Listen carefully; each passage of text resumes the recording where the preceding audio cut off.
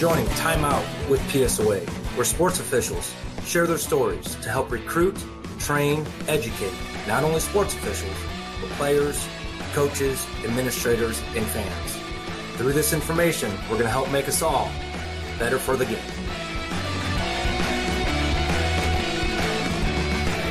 Thank you for taking time out with PSOA. Today, we will have softball rules talk with our special guest, Jim Bewley. Jim is an NCAA Division I umpire, has been selected to work the NCAA tournament, has worked the NAIA World Series, supervises softball umpires for the Great Plains Athletic Conference, and assigns umpires at the high school and select level in and around Omaha, Nebraska. Jim, thank you for taking time out with PSOA today. What are some first words of wisdom you have for our listeners? Well, first of all, I want to say thank you to you all for listening and joining us today. And it's an honor to be a part of this.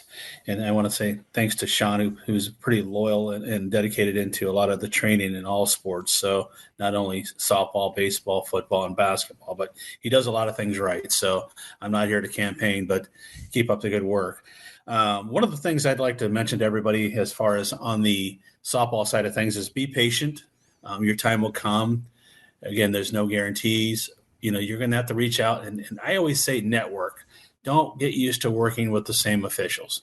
You'll make yourself a better person. Availability will be there, recognition, and you'll meet others that'll get you to whatever level you'd like to get to. And again, it's one of those things where if you want to be strictly a JV ball player, umpire, so be it. I'm okay with that.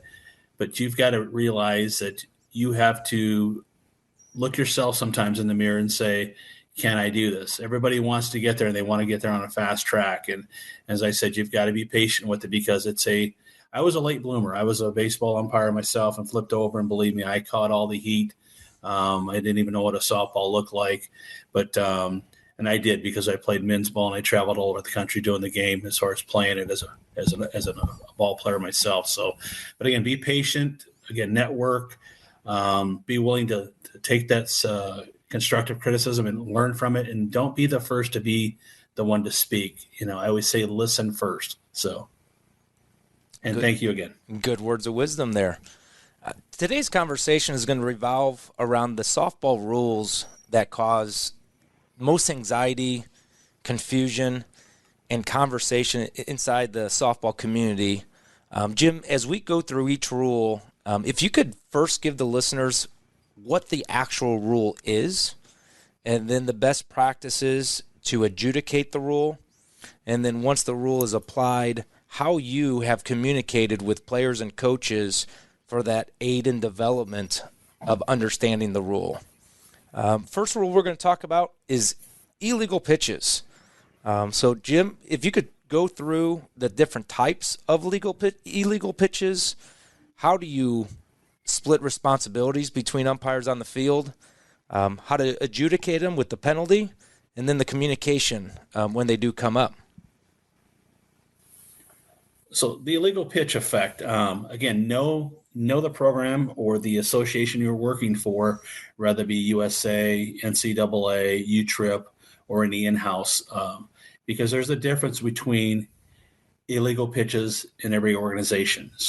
It's slightly. And that's the thing is where if you're working a tournament, get that information ahead of time, and study it, because I can tell you myself, I've got to glance at it again based on what association am I working today. So I'll confuse myself, and we're just humans. So, the illegal pitch is something that basically a pitcher has done something, either maybe taken the signals in the college level, not on the pitching rubber, maybe bringing their hands together too long, maybe jumping off the pitching plate, maybe moving that back foot back where they're not supposed to based on whatever, again, association you're associated with, maybe not having both feet on the pitching plate. Some have it on the pitching plate, some are not required. So you could start back into college level, but once you start back, you cannot move that back foot again. Maybe you're sliding outside the 24-inch lane, So there's a lot of things we're looking for, and it's a teamwork. I mean, a lot of times I always say, let me have the top half as a home plate umpire, you as a base umpire, if we're working multiple 3, 4 umpires, we're probably looking at feet, and we can all join in and grab something. If you see something, you say something.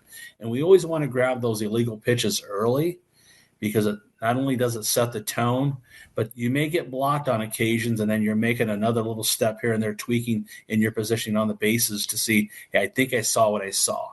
It's almost like I want to say a balk. If it doesn't look right, more than likely it's illegal. But if you can't explain it, don't apply it. I've had it to where a coach had convinced an umpire at first base and said, she's illegal all the time. You need to call her for an illegal pitch. And I'm out in the field just taking a look and watching on the outside of the fence, and here comes the illegal pitch. And it wasn't an illegal pitch. Don't let a coach convince you. And again, you've got to put your nose in the book and identify what that player is doing wrong, because a coach sometimes may or may not want you to explain that. And if they do, please be courteous and do explain it. You can't be arrogant about anything. Be professional. Just like you're talking to your boss on your regular job or your wife, you've got to treat these people the same, and the respect will come back, and it'll be a big benefit to you. So, again, you could have a dead ball illegal pitch right out of the gates, So, you could have a legal pitch, like I said, from jumping off, the foot status outside the 24, as I mentioned. So everything is slightly different. You could add a ball on the batter, You may be advancing a runner in some different associations. So, again, take a look at whatever association you're looking for, working for, and then go ahead and apply that rule per that association. So I know you talked about the penalty. Let's start with NCAA. If you go work your games this weekend and you see an illegal pitch, what's the application for the NCAA rule? If I get it before anything starts, I'm going to go ahead and kill it. Got a dead ball, and I'm going to point. Basically, I've got an illegal pitch. They don't like you point for a purpose or with the purpose. But and then probably explain what I had. So if I've got runners on base, I'm going to throw my left arm out, and I'm going to basically verbalize illegal, illegal, so everybody can hear me. And there are going to be times when you can't, whether it be wind, crowd, so after the pitch is concluded, and if somebody hasn't reached first base and been awarded first base, we're going to get together to make sure we have the count right and everybody heard, or at least witnessed the illegal pitch. Because sometimes nobody knows what's going on. If you got a quiet, soft voice out there, they may not even have seen your hand go out. They may not have heard you. So a lot of times, again, I pregame many of these things early on, before we even step out to the field, to say, hey, listen, when we get something like this, let's make sure we're all on the same page. All right. And then going into the summer season, you're very involved in USA softball. When an umpire sees an illegal pitch in USA, what's the proper mechanic and penalty for it? Again, in USA softball, it states here, if the batter hits the ball and reaches first base safely, and if all other runners have advanced at least one base on the batted ball, the illegal pitch is nullified. So if they reach first base and everybody else has at least advanced one base, everything's been nullified. All action as a result of the batted ball stands, no option is given. When a base runner passes a base, again, we're considered that we have touched that base. Otherwise, the manager may have the option to take the result of the play, or the illegal pitch is enforced by awarding a ball to the batter. If an illegal pitch hits the batter out of the strike zone, the batter is awarded first base, and all runners are awarded one base only if forced to advance. So if we have runners at obviously third base, only if forced, if it's a hit by batter. So we all know that if it's a hit by batter, more than likely inside batter's box, they're going to be awarded first base. So that's the interpretation for USA. And then it takes us into the fall season, where here in the state of Nebraska, that's when the softball is played. What's the rule adjudication for NFHS and the high school rule? The same as USA. There's one exception. We'll have to look it up, 611, exception 123. So I don't currently have that up on my my computer. I could pull it up real quick, but just as a reference. Everybody can go back and take a look at that. It's always good to get your nose into the book, not only the book, but also the case book. You learn more out of the case book than you probably will out of the rules book. Yep. Moving on to the second rule. It's a very unique rule for softball, and it's the look-back rule. Can you talk, coaches, players, umpires that are listening to this podcast, what is the rule? What are umpires looking for? And then when the rule is taken advantage of, what is the penalty? Okay, the look-back rule shall be in effect for all runners when the ball is alive. The batter runner has reached first base or has been declared out, and the pitcher has possession and control of the ball within the pitcher's circle. When a runner is legitimately off of a base, the runner may stop, but then immediately return to the base or advance to the next base. Once the runner stops at a base for any reason, the batter or the runner will be declared out if leaving the base. There are 5 scenarios described in the batter runner's responsibilities after touching first base. And again, you guys can go ahead and take a look at these rules. This is the USA, was 87.T1-3, and then affects A through E. And there's one exception as well. So the look-back rule, again, all they have to do is basically once somebody's reached first base and the pitcher has the ball in her possession, it could be under her arm, in her glove, between her legs, she has to have possession of the ball. It cannot be rolling up and down. She cannot be making a play. Otherwise, the look-back is off. And you have to use some common sense sometimes. If somebody's clearing a cleat, are you going to call that? Look at the integrity or the intent of that individual and say, are they just clearing the cleat? Maybe someone kicked the bag and they lifted their foot slightly.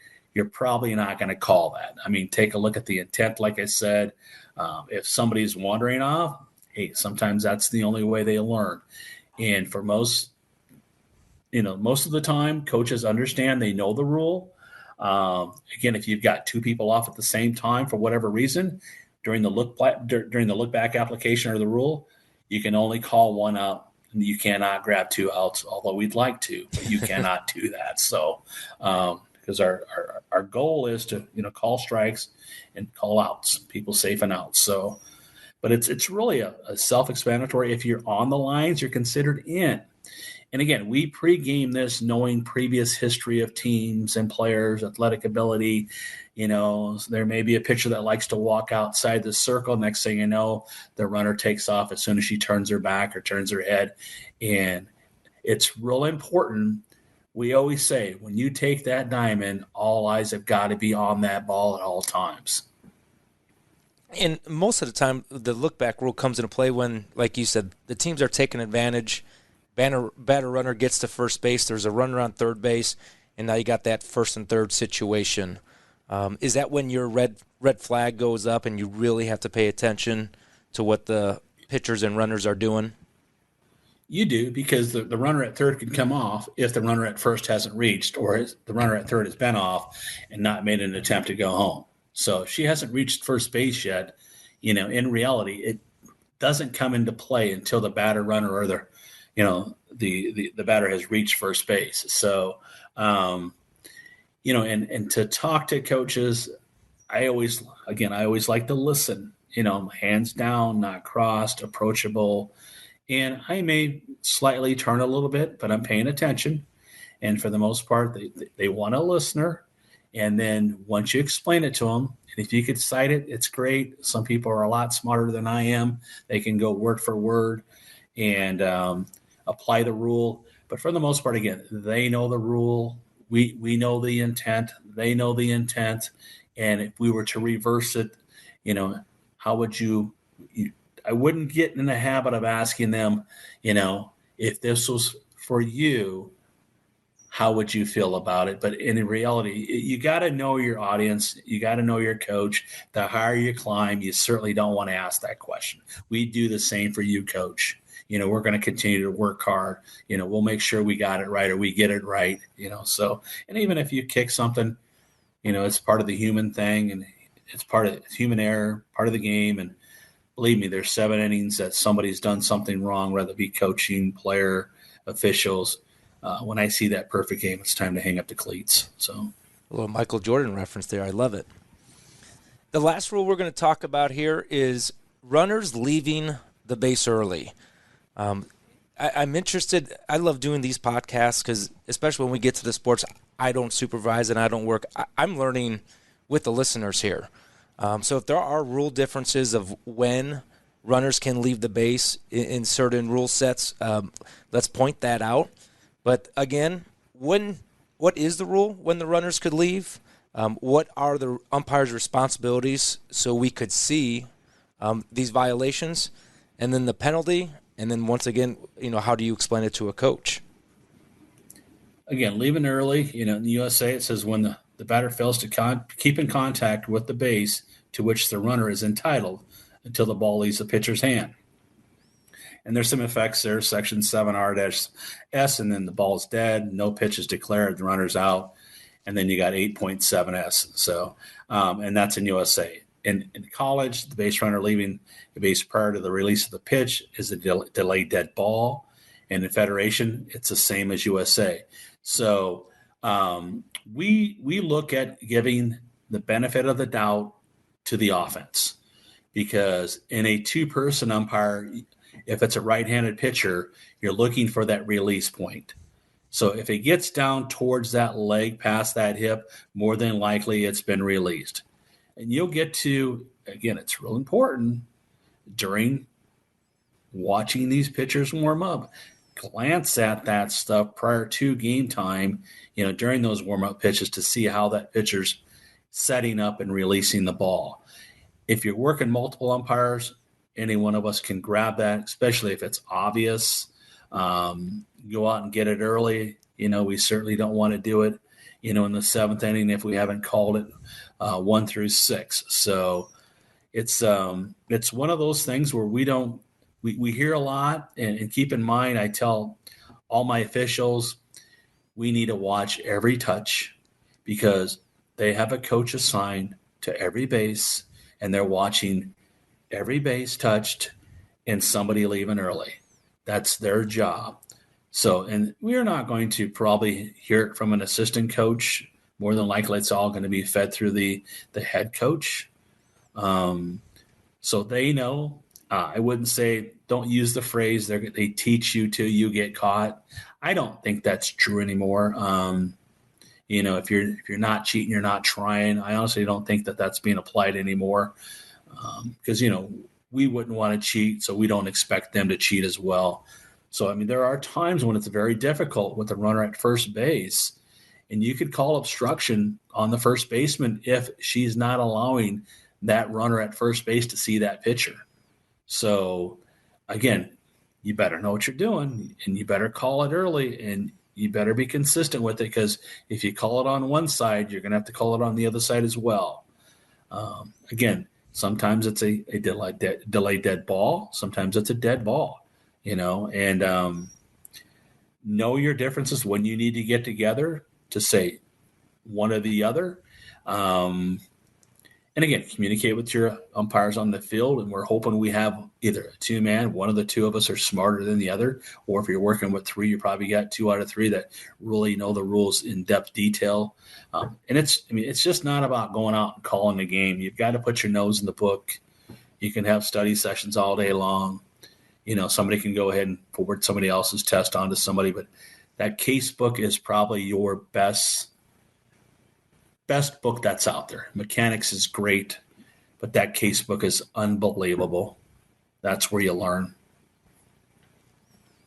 Umpires, make sure you take time. I've heard Jim say it a couple times.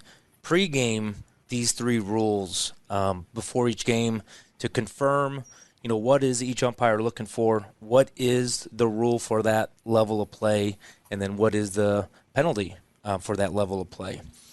We're going to go into extra innings here with Jim. If there's a listener who's a softball umpire and wants to work in the GPAC, work high school in Nebraska, or work the summer tournaments you assign, what's the best way for that listener to get a hold of you and to get started working softball games with you? It's simply reaching out to me either by text and I'll leave my number here, 402-740-3915, or my email address, JLJA Bewley, B as in boy, EWLEY @gmail.com. And we'll put you with folks that will train you accordingly and properly, and based on what I get back from other folks that may know you, other assigners as well, to put you at a level where we think you should feel comfortable. Because there's nothing more than thinking that we're better than we think we are. But we have to see. I will not just throw somebody out on a high school diamond without a good reference, without seeing somebody. For the most, I don't work any tournament unless I absolutely have to step out on the diamond. So that makes me available in the event something takes place. So I'm always out and about, either UIC in a tournament or watching a tournament, making my way there on a Friday, a Saturday, or a Sunday. I will make my way to 3 or 4 events. And then once you start climbing the ranks and we have that, comfort in you to say, hey, he can or she can apply those rules. Right now, I will tell you, if you're a female, you are going to be on a fast track. I tell people all the time, as a male, I'm one that sticks out, and stands out for the ladies in Title IX as well. And even when it comes to, equity and equality, it doesn't matter if it's playing baseball or softball. I think we both deserve the same thing. And so we're going to give you that opportunity, and you've got a chance to, instill yourself probably sooner than some folks. I mean, yeah, there is an age thing where we're looking at. I should have known this years ago when our old assigner said, hey, Jim, Matt, some of the guys that I work with, if we're really looking for some help here, if you know somebody that possibly could step into the ranks into a Division I game, we could sure use their help this weekend. And that was probably 15 years ago. So had we known then what we know now, we should have been recruiting and retaining then and applying that retention then. And I'm not one myself. I'm going to sit here and more and so brag about the individual more. I will not sit here and, pat myself on the back and say, I did an outstanding job when I may have messed up, but I'm going to give my crew all the credit, and I'm not going to drag them through the mud. I want them to listen. I'd prefer if they don't interrupt while I'm doing my pregame. At the college level, it's probably at least 30 minutes, and I'm okay with them stopping me if I've gone on too long. But on the flip side is we've got a job to do, and again, we're working for that. We're an employee of that employer for that 3-game series. At the lower levels, you're still working for an assigner. How you interact with coaches and fans means a lot. We don't want that confrontation. All it does is reflect on our association. And a lot of folks that work a lot of games, I think at times, too many games is too much. The body needs to rest. The mind needs to rest. And sometimes we're just, we have to put people out there, but we're probably doing sometimes more harm than good at times. But with the shortage of officials, we're doing all the best that we can do.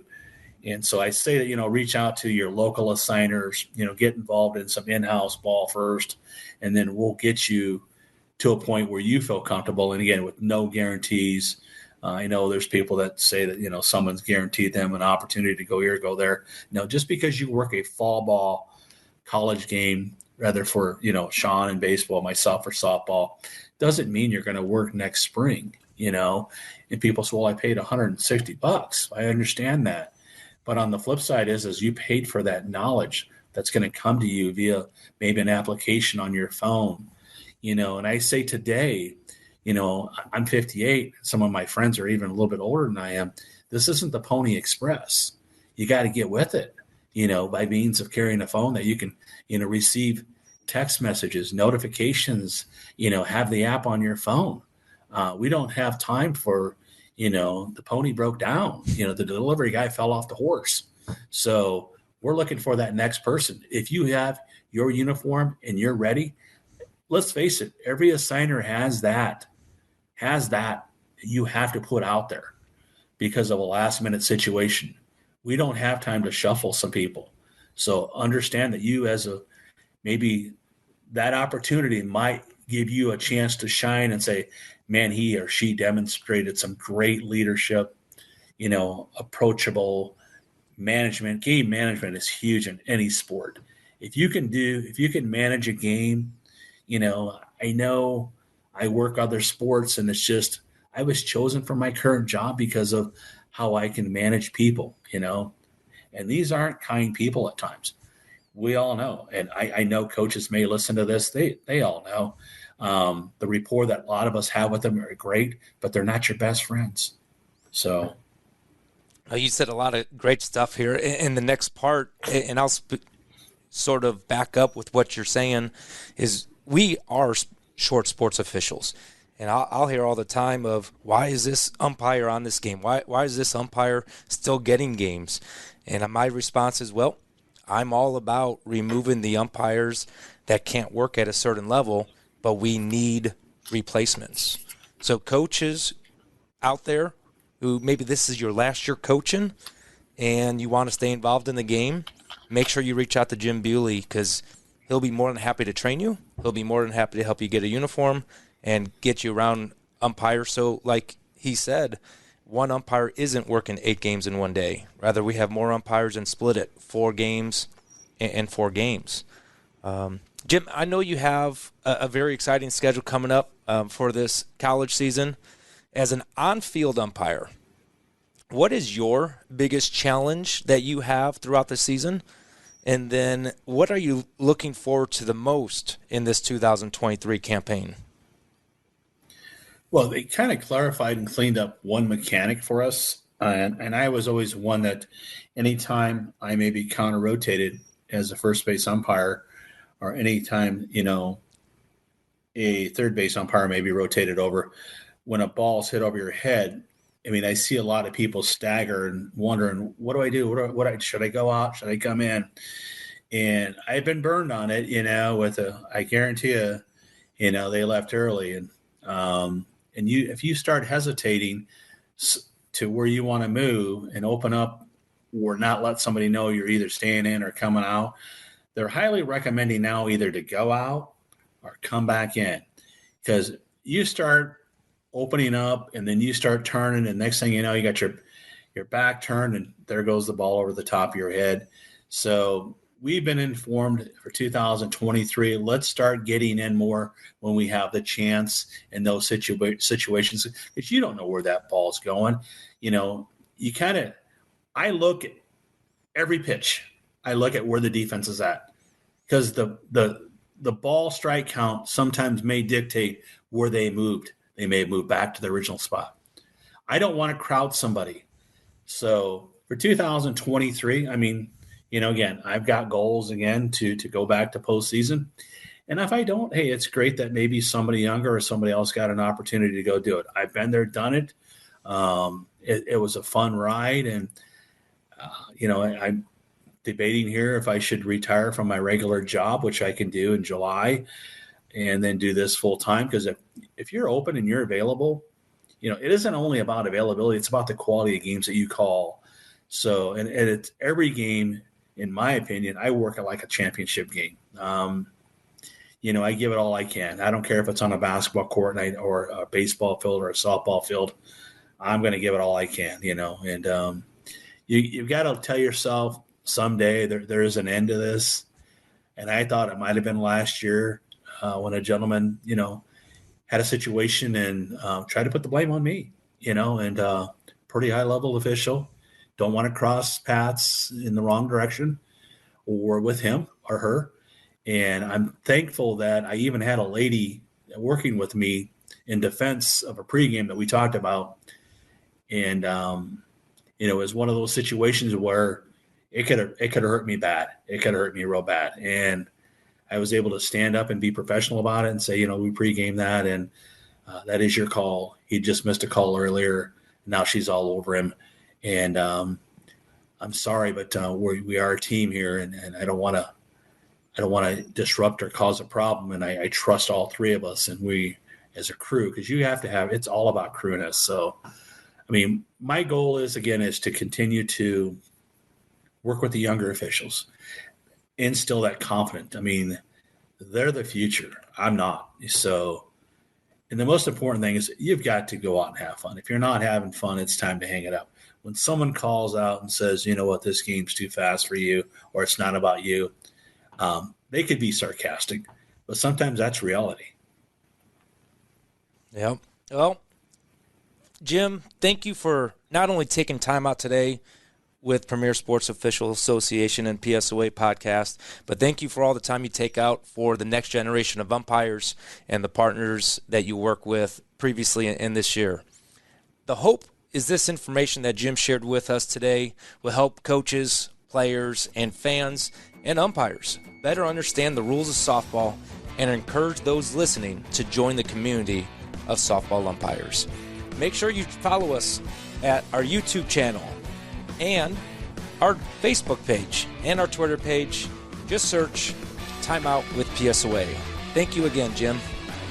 Thank you, Sean. And until the next time out with PSOA, sports officials, remember, you're only as good as your last call.